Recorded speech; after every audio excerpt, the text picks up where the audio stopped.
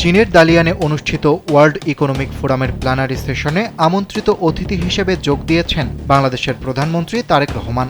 বুধবার স্থানীয় সময় সকাল ৯টায় দালিয়ান আন্তর্জাতিক সম্মেলন কেন্দ্রে বিস্তৃত পরিসরে উদ্ভাবন শীর্ষক এই সেশনের কার্যক্রম শুরু হয়। সেশনে উদ্ভাবনী বক্তব্য দেন ওয়ার্ল্ড ইকোনমিক ফোরামের প্রেসিডেন্ট ও সিইও।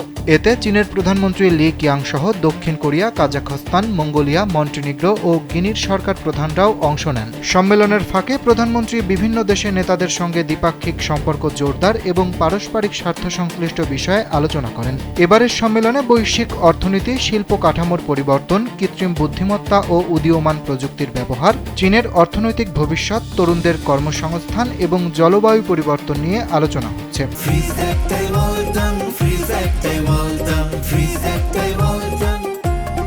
প্রযুক্তিগত অগ্রগতির সুফল সবার কাছে পৌঁছে দেওয়ার উপায়ও গুরুত্ব পাচ্ছে আলোচনায়।